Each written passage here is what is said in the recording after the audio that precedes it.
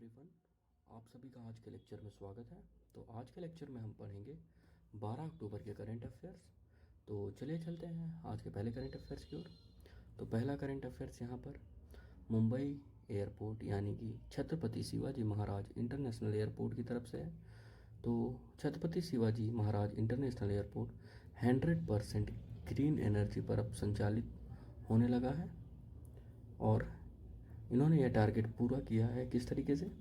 तो इस Chhatrapati Shivaji Maharaj international airport पे रूफ टॉप सोलर पैनल लगाए गए हैं। इसके अलावा यहाँ पर हाइब्रिड एनर्जी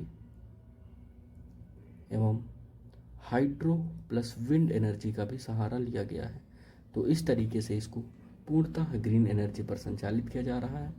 अगर बात करें मुंबई एयरपोर्ट की, तो इसको संचालित किया जाता है यानी रन किया जाता है MIAL के द्वारा। MIAL क्या है? Mumbai international airport limited.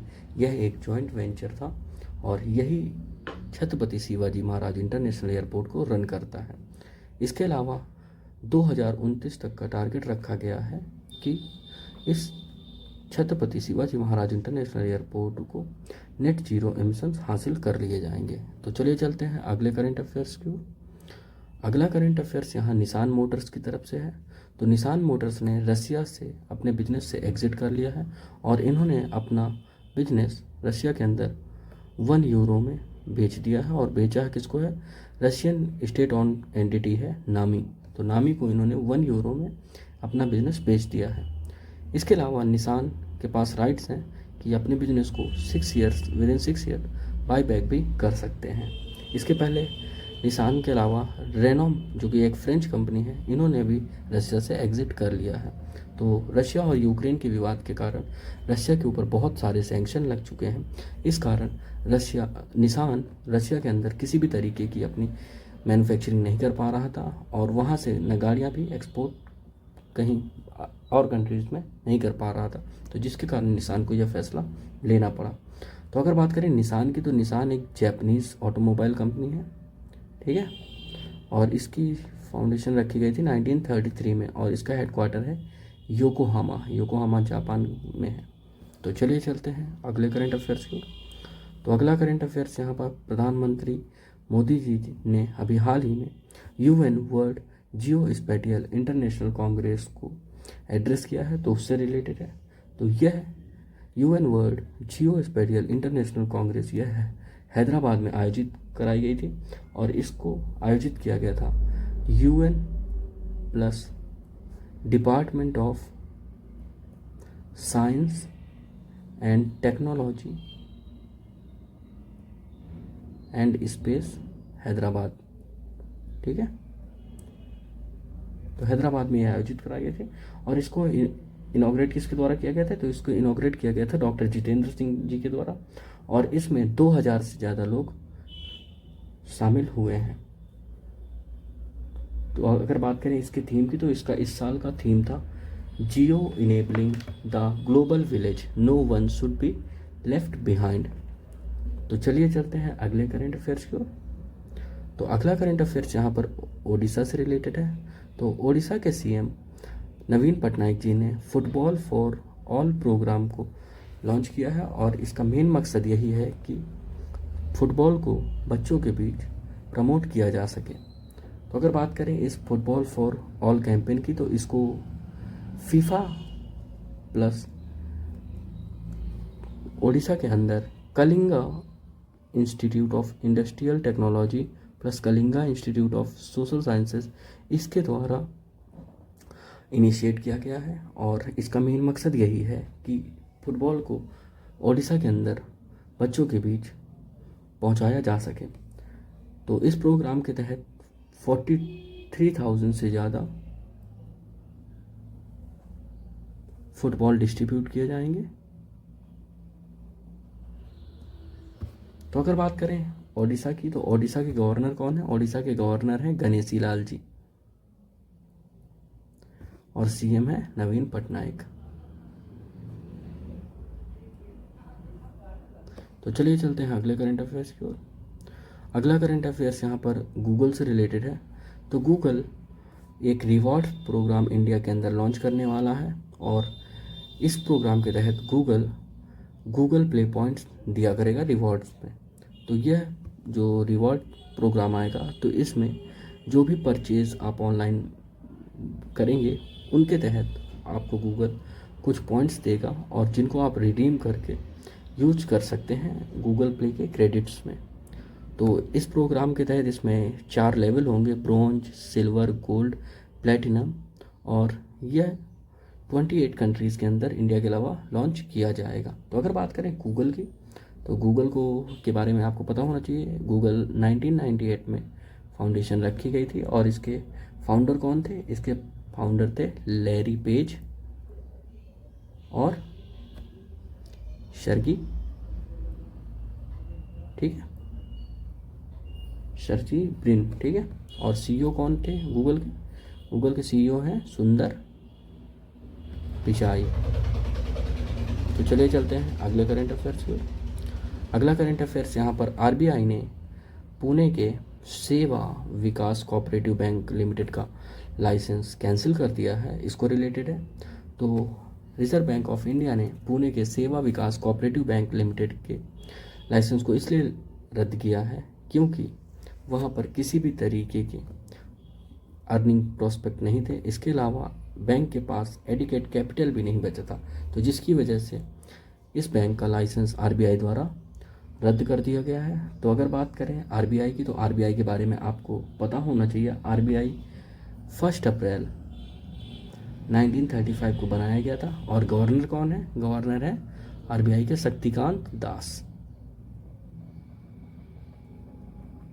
तो चलिए चलते हैं अगले करंट अफेयर्स की ओर।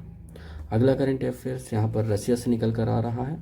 तो रसिया ने मेटा, जो कि पहले फेसबुक था, इसको एक्सट्रीमिस्ट एंड टेररिस्ट ऑर्गेनाइजेशन की लिस्ट में डाल दिया है।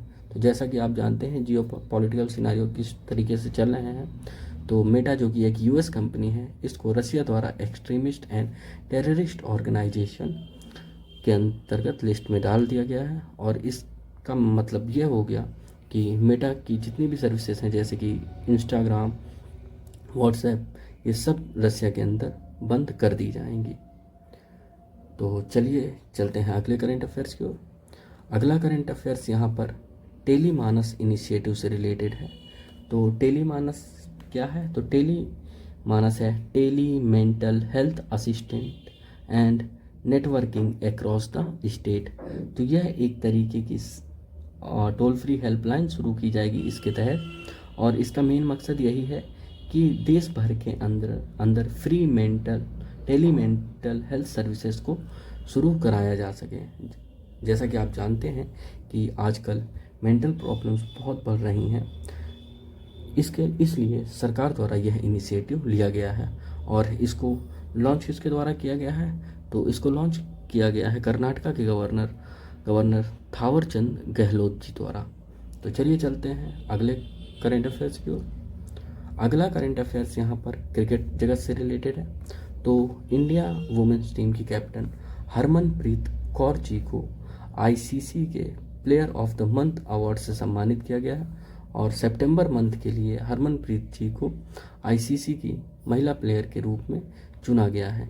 इनको चुना किस लिए गया है? तो इनकी हाल ही में इंग्लैंड के खिलाफ ओडीआई सीरीज़ में इनिंग्स को और परफॉर्मेंस को देखते हुए यह फैसला लिया गया है। इसके अलावा पाकिस्तानी प्लेयर मोहम्मद रिजवान को men's ICC player of the month के अवार्ड से सम्मानित किया गया है। तो चलिए चलते हैं अगले करंट अफेयर्स की ओर। अगला करंट अफेयर्स यहाँ पर सिविल सर्विसेज से रिलेटेड है। तो यहाँ पर बांग्लादेश सिविल सर्वेंट्स की अभी बात करेंगे। तो मसूरी के अंदर 53rd capacity building programme in field administration for civil servants of Bangladesh inaugurated.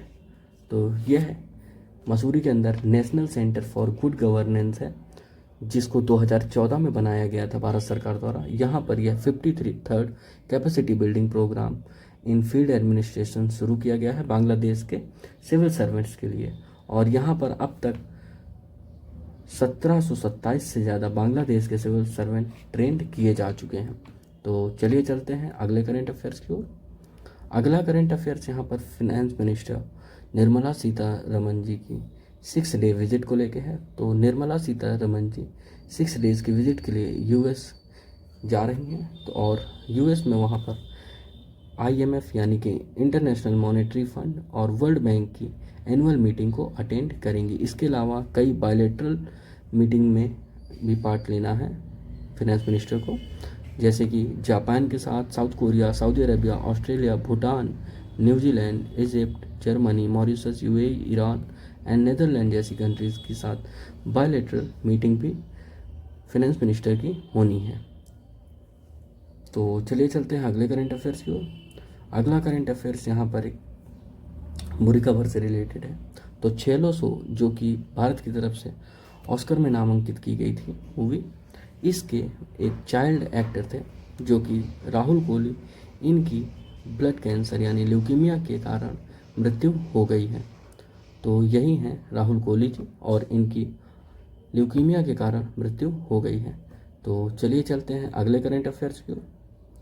तो अगला करंट अफेयर्स यहाँ पर एक स्टैचू इनॉग्रेशन से रिलेटेड है। तो home minister Amit Shah unveils 14 feet high statue of Loknayak Jayaprakash Narayan at Sita Badiyara in Saran district. तो जयप्रकाश नारायण के 14 फीट स्टैचू को उनके बर्थ एनिवर्सरी के मौके पर गृह मंत्री अमित शाह जी द्वारा अनवील किया गया है और यह इनके गृह यानी कि गृह विलेज में ही अनवील किया गया है। तो अगर बात करें जयप्रकाश नारायण जी की, तो जयप्रकाश नारायण जी के बारे में आपको पता होना चाहिए।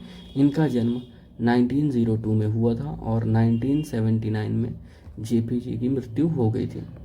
इनको 1999 में भारत रत्न से भी सम्मानित किया गया था।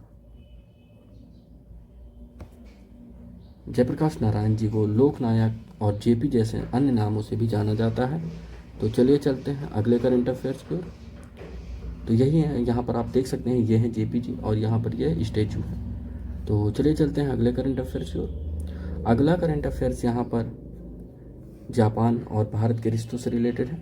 तो ambassador of India in Japan Sanjay Kumar Verma जो कि भारत के एम्बेसडर हैं जापान के अंदर, इन्होंने मिस्टर शिंजो आबे के पद्म विभूषण अवार्ड को उनकी वाइफ मिसेस एकी आबे को दे सौंपा है। तो शिंजो आबे जिनकी अभी हाल ही में गोली मारकर हत्या कर दी गई थी और जापान के वह पूर्व प्रधानमंत्री थे, इनको 2021 के पद्म विभूषण सम्मान से सम्मानित किया गया था और उसी सम्मान को अब जापान में भारत के एम्बेसडर द्वारा उनकी पत्नी को सौंपा गया है।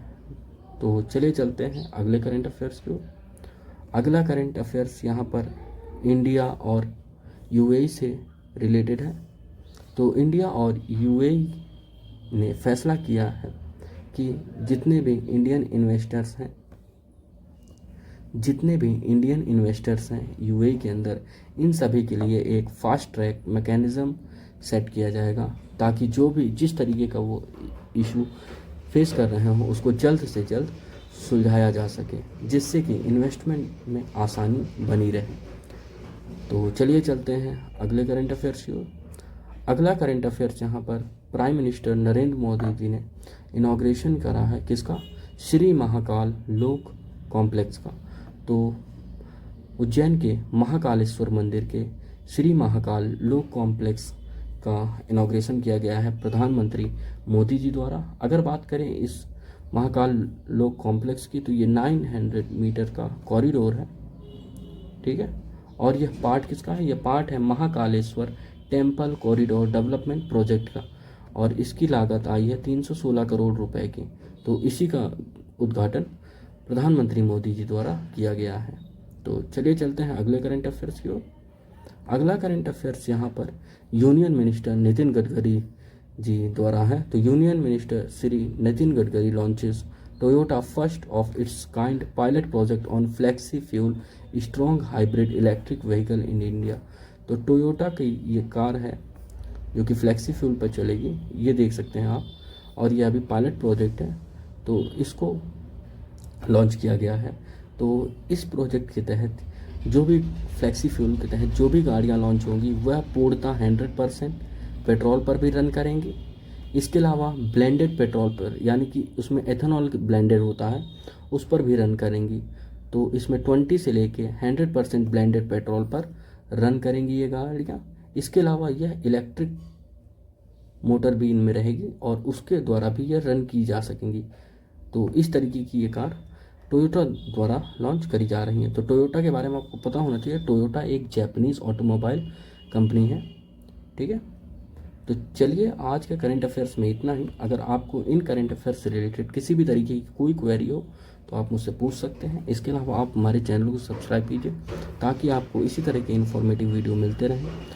और अगर आपको इस लेक्चर का PDF डाउनलोड करना हो तो आप हमारे टेलीग्राम चैनल से डाउनलोड कर सकते हैं। तो चलिए मिलते हैं कल के करंट अफेयर्स वीडियो में। Thank you.